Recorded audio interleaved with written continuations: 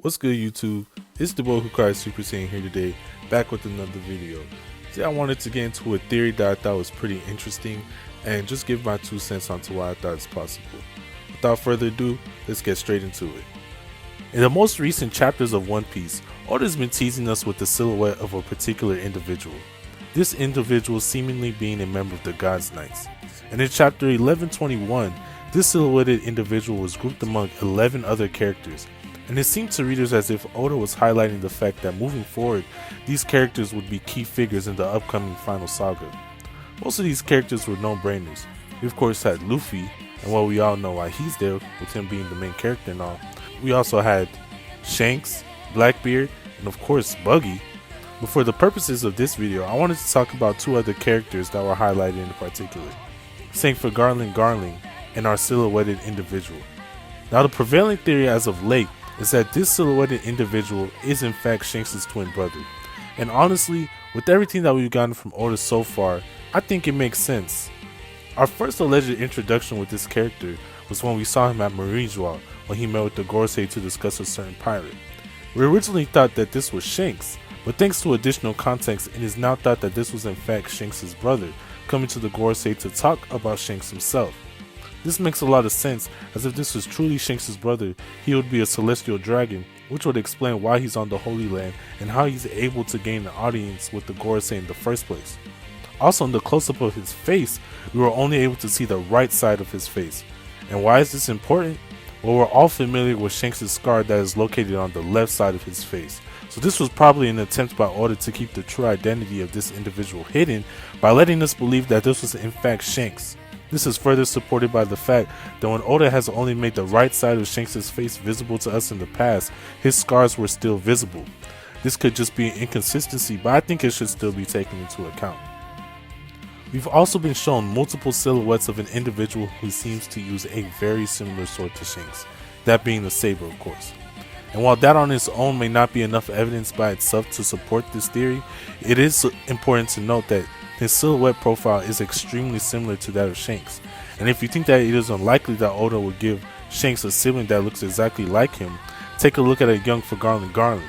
Excluding the hair, he looks exactly like Shanks, and he also fights with a sword. What type of sword, you may ask? A saber. The same type of sword wielded by none other than Shanks himself. We know that Roger found Shanks in a treasure chest from God's Valley. What if Shanks was actually separated from birth and has an evil twin? I think that is very possible.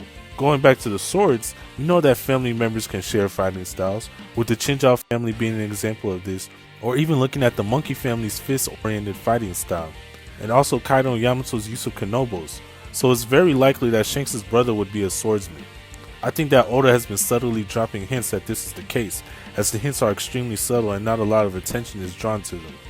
And Oda has done stuff like this in the past, like when he subtly drew Sanji when Cricket was discussing bloodlines on Jaya due to Sanji's relationship with his own family, or even further back in Little Garden when Sanji chose the moniker of Mr. Prince, alluding to the fact that he is a prince, which we would later find out hundreds of chapters later. Like I said, this is fairly common in the series. Another example of this is in chapter 233 when the Gorosei were introduced. In the background we clearly see pentagrams on the wall. Oda literally hinted at the Gorosei's power almost 900 chapters before we ever saw them in battle. Something that would not come back into play until decades later in the Egghead arc. I could go on and talk about the true nature of the Gum Gum fruit and how it turned out to be Nika, or give another example, but I think my point has been made. This is what Oda does. Even with the lack of evidence we had for the evil Shanks theory, we still thought it to be possible, and in comparison we have way more evidence for this evil twin theory.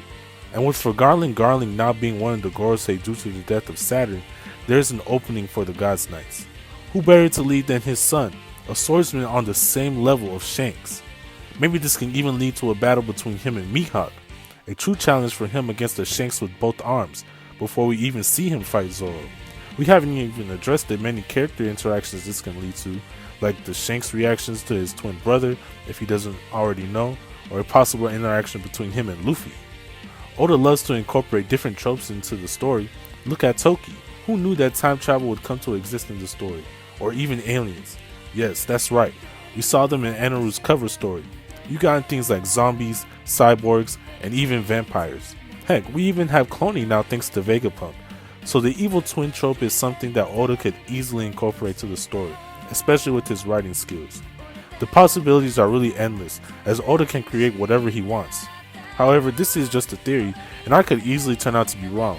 I've even seen Tekken talking about a possible sexy twin sister, and you know what, he could actually turn out to be right. Like I said, anything is possible. I don't know whether or not this will be the direction Oda will take, but I just wanted to discuss it as there is some evidence supporting this theory. But it's still a long shot, so we'll just have to wait and see. With that being said, that brings us to the conclusion of this video. I know this was a shorter one, but I hope you enjoyed it. You know, it is a fun little theory. And I should also note that I didn't come up with this, obviously. You know, this theory has been floating around the ether for a while. But I just wanted to cover on why I thought it could be possible and go over the things that stood out to me. But like I said, I enjoyed talking about this. And be sure to share your thoughts with me in the comment section.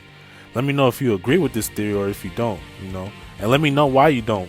Regardless, be sure to engage and like the video, and also subscribe to the channel if you enjoyed the content.